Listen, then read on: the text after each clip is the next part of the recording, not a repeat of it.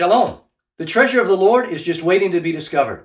So let's look for Jesus in the tabernacle and once again at the minister of the tabernacle, the high priest. Exodus chapter 28, the Lord is speaking to Moses and he says this, "Then bring near to you Aaron, your brother, and his sons with him from among the people of Israel to serve me as priests." And of course, Aaron is being ordained here. He's being appointed to be the high priest and his 4 sons to be priests who will assist him. Of course, the priesthood would grow as his sons would then have children and they would grow up and then continue on, and the priesthood would continue to expand in number. This is the first time since the Garden of Eden that there has been an appointed priest on the face of the earth. The first high priest was Adam himself. When the people of Israel are receiving these first 5 books of the scriptures, the 5 books of Moses they're referred to as, they would recognize that the description about Adam being created by God and then placed in the middle of the Garden of Eden to work it and to keep it, that these are 2 words that are used closely together and only in connection with the ministry of the priests throughout these books of Moses. So they would recognize that this Garden of Eden was the first temple, the first designated place of worship where God dwells, and Adam, the priest thereof. Of course, he only served until he sinned and then was cast out of Eden along with Eve. And then the way to the entrance of the Garden of Eden was guarded by cherubim whom the Lord had put in place. The next time we read of the cherubim, they're not guarding and keeping access from the presence of God, but they are there because they represent the very dwelling place of God themselves. And here we see in chapter 25 of Exodus that God says that he wants to dwell among his people. So build me a sanctuary, and gives details thereof. And the first thing he gives details of was, of course, the Ark of the Covenant, and then the mercy seat, which had the cherubim represented on top of it, and the curtain that gave division between the holy place and the most holy place, cherubim woven into that curtain. And then, of course, on the tapestry of the ceiling, as we've seen previously, were cherubim interwoven on that in that design as well. Well, here we have Aaron as the representative, the high priest. And here's what we read regarding him. "And you shall make holy garments for Aaron your brother for glory and for beauty." So the description of these garments indicates that it wasn't anything to do specifically with the person, but with his office, because these garments were for glory and for beauty, even as they were an extension of the tabernacle itself, with the same colors and so on demonstrated. So as people would see Aaron, they would see on the outside what was only evident to the priests when they went into the tabernacle was evident on the inside of the tabernacle, those same colors. For the high priest, in his garments, there were 8 items that made up his garments. And the first 4 that are listed for us here, these were common to all of the priests. And then we have these last 4 that were specific to the high priest. We're going to look at them now. So come with me to verse 6, Exodus 28. "And they shall make the ephod of gold, of blue and purple and scarlet yarns, and of fine twined linen, skillfully worked." And then down in verse 9, "You shall take 2 onyx stones and engrave on them the names of the sons of Israel. There will be 6 of their names on the one stone, and the names of the remaining 6 on the other stone, in the order of their birth." So these onyx stones had the names of the sons of Israel, and he would wear or carry them on his shoulders, indicating that it was by the virtue of the high priest that they were brought before the Lord. And in like manner, Jesus, the great high priest, whom Aaron and all high priests of Israel, these Levites, were foreshadows of. So Jesus brings us or carries us before the Lord in the dwelling place of God as well. We can't get there any other way except by our high priest. Let's continue on down in verse 15. You shall make a breastpiece of judgment in skilled work in the style of the ephod. You shall make it of gold, blue, and purple, and scarlet yarns, and fine twined linen. You shall make it. It shall be square and doubled, a span its length and a span its breadth. You shall set in it 4 rows of stones. And then Moses goes on recording the various stones that were to be part of this breastpiece. And then he says in verse 21, there shall be 12 stones with their names according to the names of the sons of Israel. So once again, we have their names indicated as they're inscribed on these stones individually now and worn on the chest, indicating the closeness of the people of Israel to the heart. So the high priest carried close to his heart, even as he was a representative, even as one of their own number, being brought before the presence of God. Down to verse 31. You shall make the robe of the ephod all of blue. It shall have an opening for the head in the middle of it, with a woven binding around the opening, like the opening in a garment, so that it may not tear. On its hem you shall make pomegranates of blue and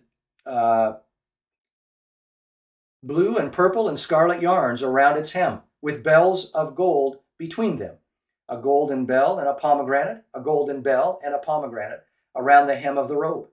And it shall be on Aaron when he ministers, and its sound shall be heard when he goes into the holy place before the Lord, and when he comes out, so that he does not die. Now, the reason that he's to wear this and to have it on his garment was so that he was not presumptuous into thinking that he's going about his own business or that he's his own representative, but that he's on mission for God himself, as he represents God to the people, and as he's coming as a representative on behalf of the people to God.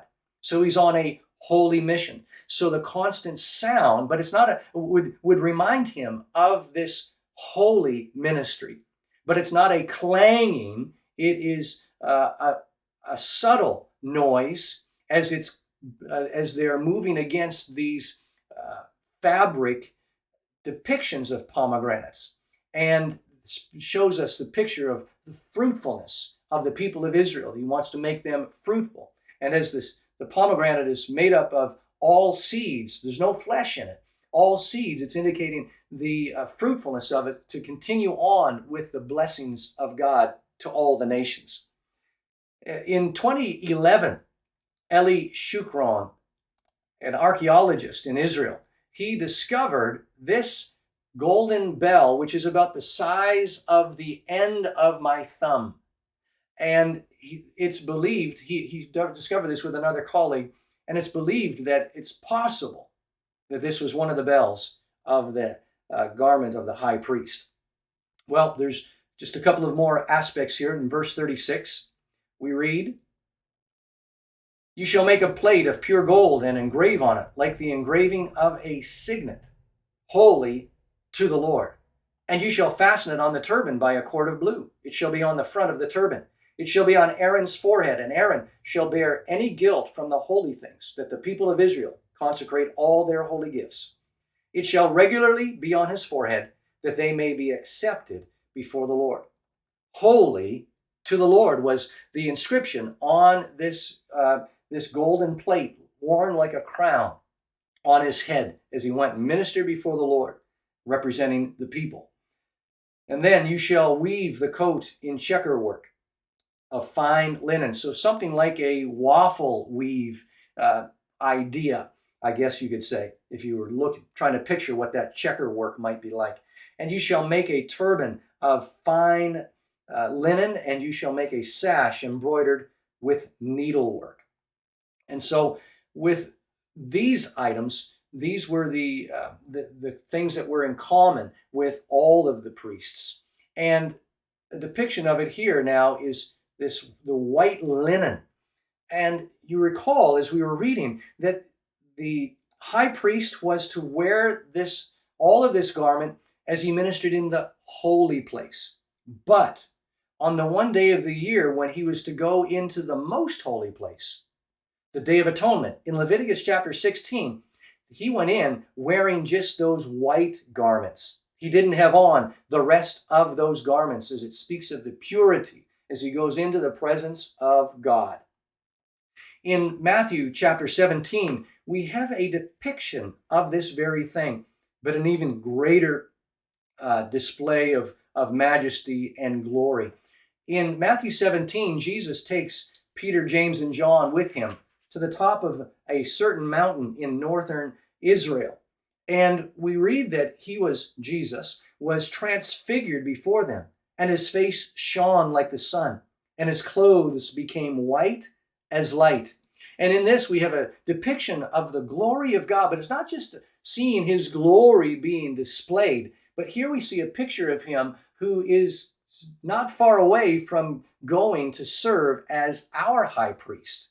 So in this dazzling white raiment, this garment, and he's getting ready, shows his purity and his holiness as he goes to represent us before the Lord, carrying us on his shoulders against his heart as one of us, and him, of course, being on earth to represent God to us. Let's go ahead just a few more books. We're going to go into the book of Hebrews. We read in several places, and we saw last week that that Jesus is the high priest on the basis of Psalm 110, the basis of an oath, after the order of Melchizedek. In chapter 9, we read this: "But when Christ," verse 11, "appeared as a high priest of the good things that have come, even through the greater and more perfect tent, tabernacle, not made with hands, that is, not of this creation, he entered once for all into the holy places, not by means of the blood of goats and calves, but by means of his own blood, thus securing an eternal redemption.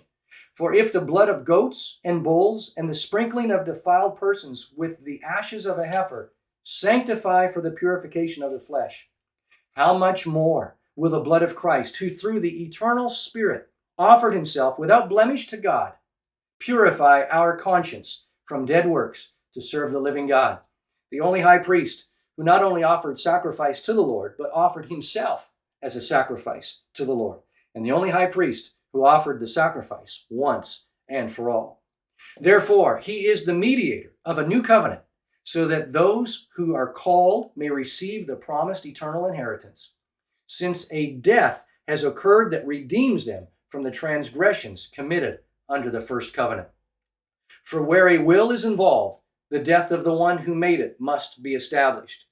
For a will takes effect only at death, since it is not in force as long as the one who made it is alive.